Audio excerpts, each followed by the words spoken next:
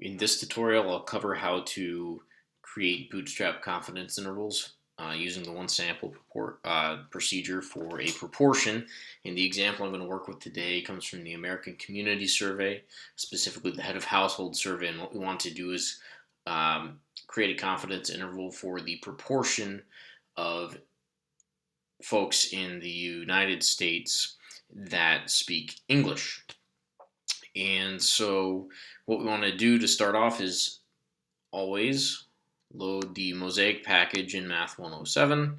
That's going to be our course where all our functions are that make things really convenient. And then, of course, we also want to load in our data set. And I'm going to use that file.choose, so a pop-up window appears. And I want to use the acs.csv data. And this is, going to be relatively simple here. I have the American Community Survey data loaded in. I can view that as a spreadsheet, and I see that I have a language column in my data set, so I have a language variable, and I just want to work with that a little bit in order to build a confidence interval. Remember that you can use the tally command with a categorical variable to create that distribution to get a frequency table for the categorical variables. So here we see we have 806 English speakers that are heads of household and 194 that speak another language primarily.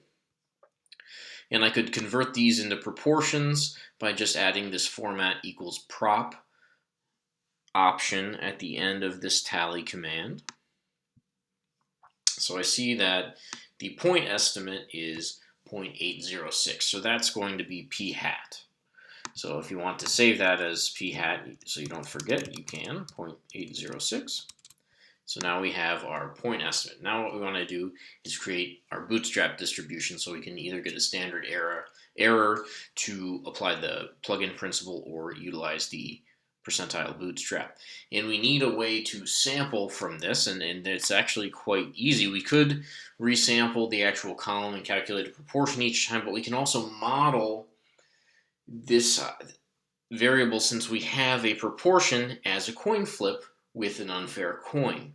So down here I have the rflip command, which is just going to flip a coin for us in R. I'm going to flip it once, but I'm going to have the probability that heads occurs as 0.806, so that's going to be our proportion. And I can run that once, it achieves heads, but that's not very interesting. To create a Bootstrap sample, we need a sample of the same size as our original sample, which is 1,000. So here I could do rflip 1,000. Again, probability is equal to 0.806. If I run that, we'll see that I got 818 heads in this simulation for a proportion of 0.818, which seems reasonable. Now I can do this 1,000 times using the do command, so I'll save it as boot_dsm and do 1,000 times this rflip command that I just covered. And so if I run that, what we'll see is that I have a number of results here. It will record the number of coin flips, the number of heads, the number of tails, and the proportion of heads. So if I calculate if I render a histogram of that prop column, that's my Bootstrap distribution. It looks reasonably centered around p hat, which remember is 0.806. Now, if I want to use the plugin principle, all I need is the standard error. So I can calculate that using the SD command for standard deviation, and I get a standard error of approximately 0.012. So I can use R as my big calculator, and I get a lower bound of 0.78 and an upper bound of 0.83. If instead I want to use the percentile bootstrap procedure, I use the confint command. I give it my bootstrap distribution, my confidence level, and method equal quantile. And this looks a little different than the output for the mean.